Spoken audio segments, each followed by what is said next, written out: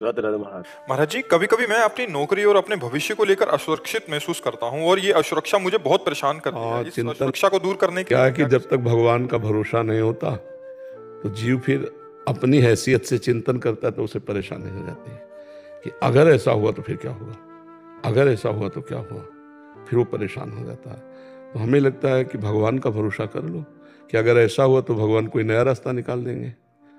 भरोसो दृढ़ इन चरणन के हो, हमें भरोसा भगवान पर है। एक मार्ग बंद होगा तो दूसरा खोल देगा। अच्छा, भगवान का भरोसा नहीं तो विचलित तो हो ही जाओगे फिर, क्योंकि संसार में जैसे आपका नौकरी के द्वारा पूरा परिवार पोषण हो रहा है तो मन में लगा अगर नौकरी छूट गई तो हम चिंतित हो जाते हैं अपने बोझा लेकर के। और यदि हम भगवान को ही बोझा दे दें कि आज जो मुझे नौकरी से ऐसे दिला रहा है कल वो हमारी कहीं और व्यवस्था कर देगा, तो आज निश्चिंत हो जाओगे आप। भगवान के भरोसे हो जाओ, वो निश्चिंत कर देते हैं। भगवान का भरोसा अगर नहीं है तो निश्चिंतता नहीं आनी। देखो, हम एक प्रसंग सुनाते हैं। भीष्म पितामह जिस समय सेनापति बने, दुर्योधन के कौरव पक्ष के सेनापति, तो रोज 10,000 महारथी मारते थे। 10,000 महारथी भीष्म जी, महान धनुर्धर, लेकिन एक भी पांडव को खरोच नहीं आती थी। तो दुर्योधन जल जाता। जब शाम के युद्ध का निर्णय सुने, बोले एक भी पांडव नहीं मारा गया। भीष्म जैसे सेनापति, एक भी पांडव नहीं मारा गया। तो उनके शिविर में जाकर के रोज इस बात के लिए झगड़ा करता। तो भीष्म जी भाव में आए तो 5 बाण निकाल के रख दिए और कहा, कल मैं यदि जीवित रहा तो 5 पांडवों का वध निश्चित समझो। उनको पता था कि मैं जीवित ही क्यों रहूंगा, जिनके रक्षा में भगवान है तो मैं समर्थ नहीं रह पाऊंगा कि पांडवों को मार दूं। पर ये रोज रोज कहता तो उन्होंने ऐसे। अब ये खबर फैल गई पूरे दोनों शिविरों में कि भीष्म ने प्रतिज्ञा की कल 5 पांडवों का वध होगा। इतने में द्रौपदी जी आ गई। बोले प्रभु सुना? बोले हाँ सुना कि 5 पांडवों के वध का उन्होंने 5 बाण निकाल लिए। द्रौपदी जी का, अच्छा अपने दासी के कपड़े लाओ। भगवान ने दासी के वस्त्र पहने। द्रौपदी का आगे आगे चलो भीष्म पितामह के शिविर की तरफ, पीछे दासी आगे द्रौपदी। सब कोई समझ रहा है कि दुर्योधन अभी आशीर्वाद लेके गया है 5 पांडव, तो किसी ने रोका ही नहीं। सीधे भीष्म जी के सामने गए। वो संध्या के समय जप कर रहे थे। जाकर प्रणाम किया पितामह। तो उनको भी यही बात समझ में आई कि दुर्योधन की पत्नी आई है। दुर्योधन की पत्नी आई क्योंकि दुर्योधन अभी गया कह करके।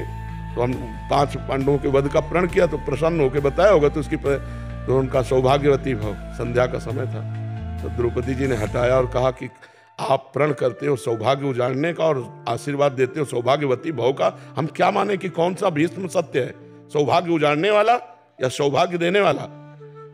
भीष्म जी का माला छूट गया।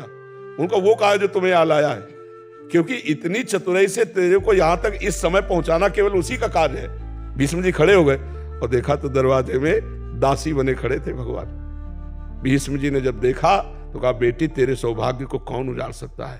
हम जैसे सैकड़ों भीष्म तो भी नहीं उजाड़ सकते, जिसका रक्षक ये गोविंद तुम्हारे लिए दासी बन के आया है तुम्हारे पद। तब भगवान से कहा, मेरा प्रण तो तुम तोड़ दिए, लेकिन तुम्हारा भी प्रण तोड़ूंगा कल। तुमने कहा युद्ध में मैं अस्त्र ग्रहण नहीं करूंगा और कल मैं गंगा का पुत्र नहीं कहूंगा अगर तुमसे अस्त्र न ग्रहण करा। तो भगवान ने कहा ये तो बात हो जाएगी, अपनो प्रण विसार भगत को पूर्व प्रण निभाऊं। फिर भगवान से कहा कि प्रभु अगर जीवित रहा तो मैं बाण संधान करूंगा पांडवों के ऊपर। तो आप ये करना कि जो ही मैं युद्ध क्षेत्र में जाऊं कल, तो सामने शिखंडी को खड़ा कर देना। शिखंडी आज भी मेरी दृष्टि में अंबा है और मैं स्त्री पर कभी बाण नहीं चलाता। इतने में अर्जुन से कह देना मुझे बाणों की सैया पे सुला दे।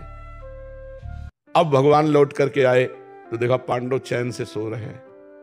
तो पांडवों को जगाया। उनको भीष्म ने प्रतिज्ञा की है 5 पांडवों को मारने की। बोले हाँ पता है। बोले तुम चैन से सो क्यों रहे हो?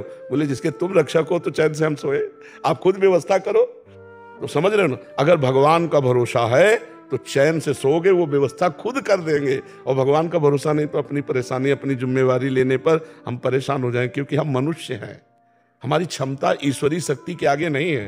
अगर ईश्वर का तो ईश्वरीय शक्ति के आगे किसी का ऐसा नहीं कि कार्य बिगड़ जाए, सदैव बनते ही पाया गया है। तो आप भगवान का भरोसा लीजिए, चिंता मत कीजिए, थोड़ा नाम जप कीजिए और भगवान के आश्रित रह के होगा वही प्यारे जो राम जी को भाएगा। और राम जी है मंगल भवन अमंगल हारी। अमंगल हो नहीं सकता, हो ही नहीं सकता, तो इसलिए भगवान के भरोसे रहिए।